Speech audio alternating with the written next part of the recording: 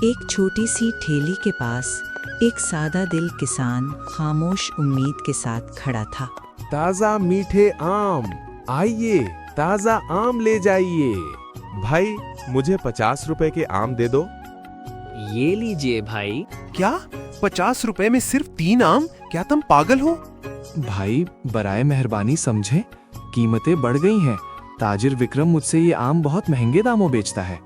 یہ تو بہانہ ہے، تم لوگوں کو دھوکہ دے رہے ہو۔ راجو کا چہرہ غصے سے سرخ ہو گیا۔ وہ ارجن کی ٹھیلی سے منہ موڑ کر راجو سیدھا ایک بڑی دکان کے سامنے جا رکا۔ بھائی جان، مجھے 50 روپے کے آم دیں۔ یہ لیجئے بھائی۔ انہوں نے مجھے اتنے سارے آم اسی قیمت میں دیے۔ تم چور ہو، اب اس شہر میں کوئی تم سے نہیں خریدے گا۔ میں آم کیسے بیچ سکتی ہیں؟ میرا کاروبار اس وجہ سے ناکام ہو رہا ہے۔ آپ کب جاگیں گے ارجن؟ کیا آپ نہیں دیکھ سکتے کہ کیا ہو رہا ہے؟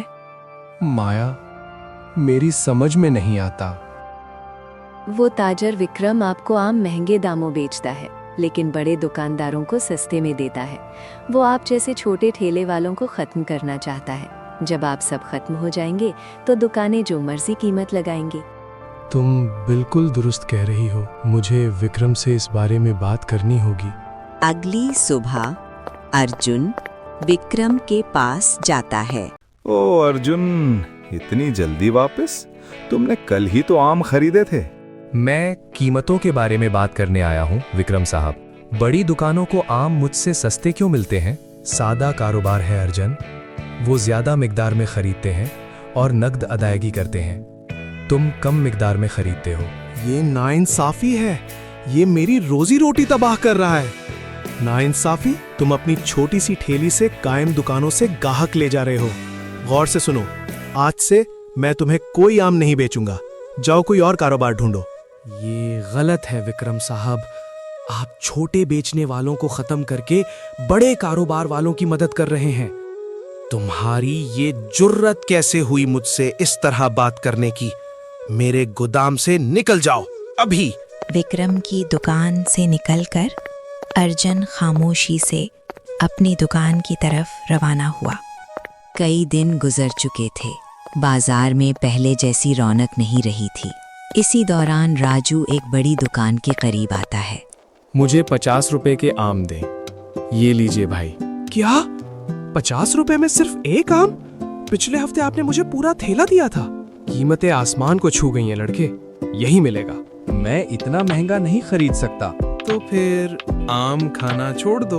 اگلے دن ارجن کے گھر ایک بزرگ آدمی آتا ہے۔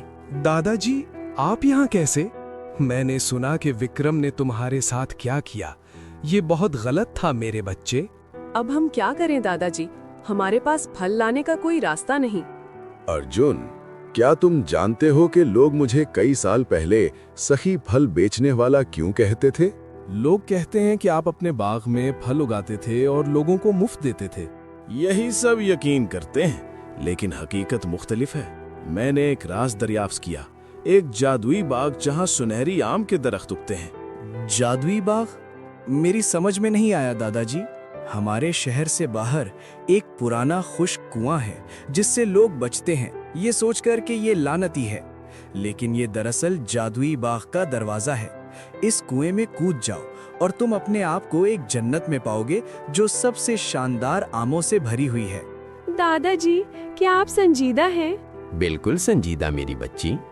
ارجن، جتنے چاہو آم لے لو اور شہر کے لوگوں میں مفت بانٹو۔ ان آموں میں خاص شفا بخش خصوصیات ہیں، تم خود معجزہ دیکھو گے، لیکن یاد رکھنا، اس راز کو اپنے پاس رکھنا۔ اگلے دن ارجن اور مایا سنہری آموں کے باغ میں جاتے ہیں۔ مجھے خوفناک لگتا ہے ارجن، کیا آپ کو یقین ہے؟ دادا جی نے کبھی کسی سے جھوٹ نہیں بولا، میں ان پر بھروسہ کرتا ہوں، میرے لیے دعا کرو۔ کچھ دیر بعد باغ سے ایک شخص آتا ہے۔ خوش آمدید مسافر، تم سچ کہتے ہو، یہ سنہری آموں کا باغ ہے جہاں فطرت کا جادو پروان چڑھتا ہے۔ جناب، مجھے اپنے لوگوں کی مدد کے لیے آم چاہیے، کیا میں کچھ لے سکتا ہوں؟ जितना तुम्हारा दिल चाहे ले लो। यहाँ हम पाक नियतों वालों को आजादी से देते हैं। इन सुनहरी आमों के लिए कोई कीमत नहीं, सिर्फ बदले में मेहरबानी। अर्जुन चमकते सुनहरी आमों से कई बड़ी टोकरियां भरता है। बागबान उसकी मदद करता है। मैं वापस कैसे जाऊं? वहाँ रोशनी के फवारे में कूद जाओ, वो तुम्हें घर ले जाएगा। जब चाहो वापस आना। अगली सुबह अर्जुन अपनी ठेली लगाता है जो खूबसूरत सुनहरी आमों से लदी हुई है। हर आम चमक रहा है जैसे सूरज की किरण में भीग गया हो। ठेली के आगे एक बोर्ड लगा है जिस पर लिखा है, सबके लिए मुफ्त आम। लोग खुशी खुशी आम ले रहे हैं। कुछ आम घर ले जाकर अपनी फैमिली के साथ खा रहे हैं। अगले दिन एक औरत जोशो खरोश के साथ अर्जुन की ठेली की तरफ दौड़ती है।